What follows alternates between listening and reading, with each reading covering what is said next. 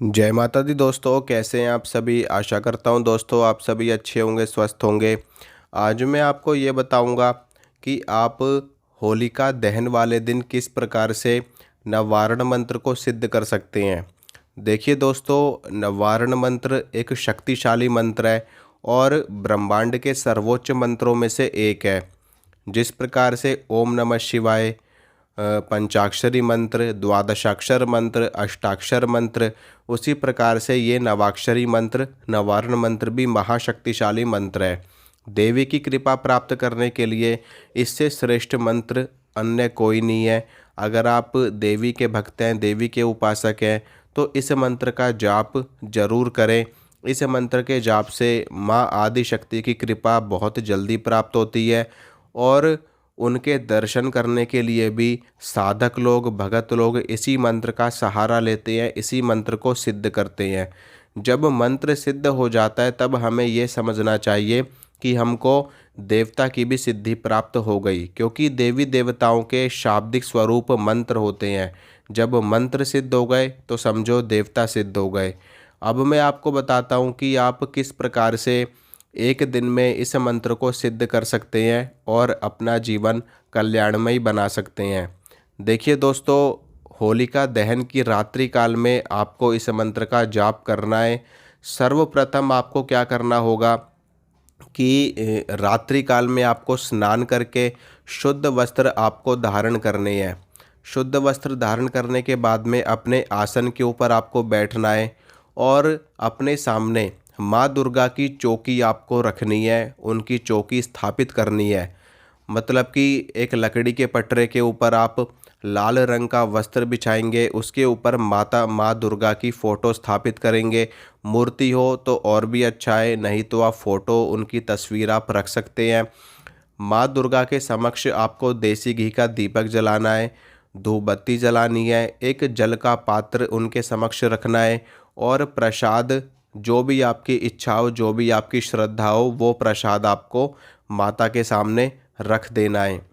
उसके बाद में माता को आप नारियल, चुन्नी और 16 श्रृंगार अर्पित करेंगे। नारियल लेना है आपको, चुन्नी आपको लेनी है। चुन्नी आप बड़ी भी ले सकते हैं, छोटी भी ले सकते हैं, जैसी आपकी श्रद्धा हो। और 16 श्रृंगार आपको खुला वाला जो होता है वो आपको माता रानी को अर्पित करना है, क्योंकि पैकेट वाला श्रृंगार अशुद्ध होता है, अपवित्र होता है, वो सही नहीं होता, तो उसको आप ना लें। अब माता को अर्पित करने के बाद में आपको संकल्प करना है कि आप ये साधना क्यों कर रहे हैं, आपके मन की क्या इच्छा है, संकल्प में आपको वो बोलना है।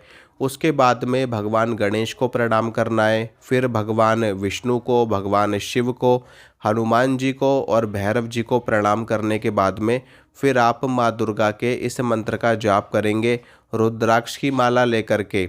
ओम ऐं ह्रीं क्लीं चामुंडाय विच्चे, ये नवाक्षरी मंत्र है। इस मंत्र का जाप करने से माँ दुर्गा के 9 रूपों की कृपा मिलती है और 10 महाविद्याओं की भी कृपा मिलती है। जब आपका ये मंत्र सिद्ध हो जाता है, अगर आप इस मंत्र को सामान्य दिनों में सिद्ध करेंगे तो आपको कम से कम 40 दिन, 41 दिन का अनुष्ठान आपको करना पड़ेगा।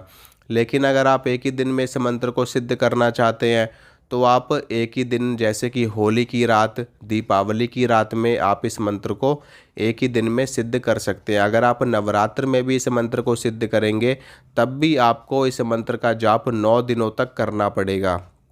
सिर्फ और सिर्फ होली और दीपावली की ही रात ऐसी रात है जिसमें आप एक ही दिन में किसी भी मंत्र को, चाहे वो शाबर मंत्र हो, वैदिक हो, तंत्रोक्त मंत्र हो, या कोई स्तोत्र हो, कोई चालीसा हो, कोई पाठ हो, कोई भी चीज़ हो, एक दिन में सिद्ध होती है, क्योंकि ये महारात्रि और मोहरात्रि इन दोनों को कहा जाता है। इन दिनों में साधना करने से कोई जो साधक चाहे कैसी भी साधना करे, किसी भी विधि से करे, बिना विधि के करे या बिना नियम के करे, उसको सिद्धि प्राप्त होती ही होती है, क्योंकि ये समय ही ऐसा होता है। ब्रह्मांड की समस्त शक्तियाँ जागृत रहती हैं और वरदान देने को तत्पर रहती हैं, सिद्ध होने को तत्पर रहती हैं। इन दिनों पे आप यक्षिणी साधना कर सकते हैं, अप्सराओं की साधना कर सकते हैं, परियों की साधना कर सकते हैं और देवी देवताओं की साधना कर सकते हैं। लेकिन कोई भी साधना बिना गुरु के ना करें, चाहे वो तंत्र की साधना हो, चाहे वो मंत्र की साधना हो। किसी न किसी को अपना गुरु अवश्य बनाए, गुरु गुरु के निर्देश में साधना करें, उनसे मंत्र प्राप्त करके साधना करें, विधि विधान की जानकारी अच्छी तरीके से लेकर के करें। अगर आपके कोई भी गुरु नहीं है तो आप अपने इष्ट को ही अपना गुरु बना करके साधना कर सकते हैं। भगवान शिव को अपना गुरु बना करके साधना कर सकते हैं, हनुमान जी को अपना गुरु बना करके आप साधना कर सकते हैं।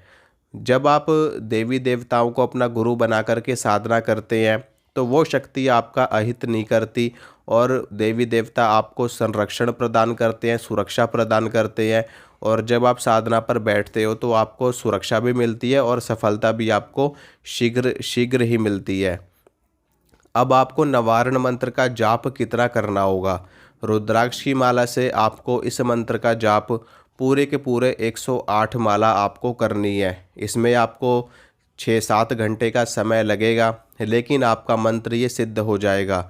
इतनी ऊर्जा आपको मिलेगी, इतनी शक्ति आपको मिलेगी कि जितनी आपने अपने जीवन में कभी भी महसूस नहीं करी होगी। इस दिन आपको ब्रह्मचर्य का पालन जरूर करना है, और अंडा, मीट, शराब इन सभी चीज़ों से आपको दूर रहना है। और हो सके तो प्याज लहसुन का भी सेवन आप इस दिन ना करें।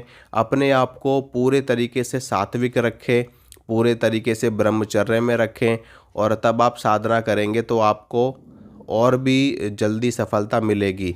जब आप पूरी की पूरी 108 माला इस मंत्र की कर लेंगे तो आपका ये मंत्र सिद्ध हो जाएगा।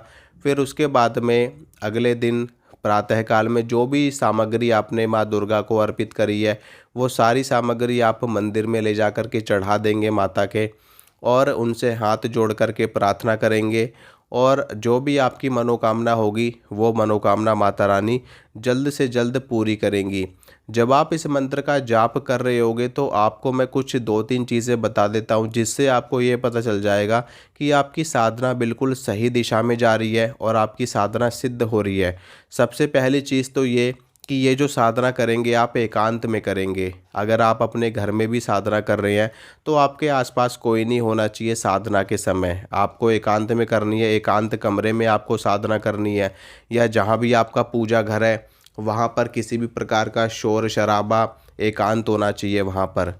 तो जब आप साधना कर रहे होंगे तो साधना करते करते समय अगर आपको अपने आज्ञा चक्र में बहुत ही ज़्यादा खिंचाव महसूस होने लगे तो समझ जाना आपका मंत्र बिल्कुल सही चल रहा है, और आपकी जो दिव्य दृष्टि है, आपका जो आज्ञा चक्र है वो खुल रहा है। इसके अलावा आपको कोई स्वरूप दिखाई दे, कोई आकृति दिखाई दे, कोई परछाई दिखाई दे, कोई छाया आपको दिखाई दे अपने आसपास या अपने पूजा घर में या अपने आसपास आपको महसूस हो, तो ये भी बहुत बड़ा संकेत होता है। माँ भगवती की कृपा होती है तो ये संकेत दिखाई देता है। इसके अलावा आपको अपने आसपास एक एक ऐसा आभा मंडल आपको महसूस हो जो बहुत ही ज़्यादा ऊर्जा वाला हो, यानी कि आपको ऐसे लग रहा हो कि जैसे मेरे आसपास इतनी भयंकर ऊर्जा मौजूद है, और उस ऊर्जा के प्रभाव से आपको बहुत ज़्यादा गर्मी लग रही हो, बहुत ज़्यादा आपको पसीने आने लगे, या बहुत ज़्यादा आपको तेज महसूस हो, ओज महसूस हो। तो ये जो तेज, ये जो ओज है, ये माँ भगवती आदि शक्ति का ही स्वरूप है, जो आपके समीप आया है आपके आवाहन करने पर, आपके साधना करने पर। तो ये भी एक बहुत बड़ा संकेत है। और सुगंध आपको बहुत अच्छी आए वहाँ पर, यानी कि आप जब साधना कर रहे हो तो आपको ऐसा महसूस हो कि बहुत ही अच्छी सुगंध है। ये जो सुगंध जो हम जब हमें आती है साधना के समय में, ये शक्तियों के आगमन का एक संकेत होता है। क्योंकि देवी देवताओं का जब आगमन होता है तो हर तरफ जहाँ से दिव्य शक्तियाँ गुजरती हैं, जहाँ से दिव्य शक्तियाँ निकलती हैं या आती हैं या जाती हैं, तो वहाँ का पूरा माहौल, पूरा वातावरण सुगंधित हो जाता है, सुगंधमय हो जाता है। वो किसी भी चीज़ की सुगंध हो सकती है, चंदन की हो सकती है, इत्र की हो सकती है, गुलाब की हो सकती है, और केवड़े की हो सकती है। तो जो शक्ति होती है, जो देवी होती है, अब अलग अलग देवी को अलग अलग तरीके की सुगंध पसंद होती हैं। तो उसमें कोई भी देवी आ सकती है। देखिए, देवी के अनंत स्वरूप हैं, माँ भगवती के अनंत स्वरूप हैं। तो आप नवारण मंत्र का जब आप जाप करेंगे तो देवी का कोई भी स्वरूप आपके निकट आ सकता है, आपके समीप आ सकता है। तो घबराए नहीं, डरे नहीं और निडर होकर के साधना करें, आपको सफलता ज़रूर मिलेगी। और अगर आप लोग चैनल पे नए हैं, पहली बार वीडियो देख रहे हैं, तो सब्सक्राइब ज़रूर कर लेना और वीडियो को लाइक करना, शेयर करना और बेल आइकन भी ज़रूर दबाना ताकि आपको नोटिफिकेशन तुरंत मिल सके। जय माता रानी की।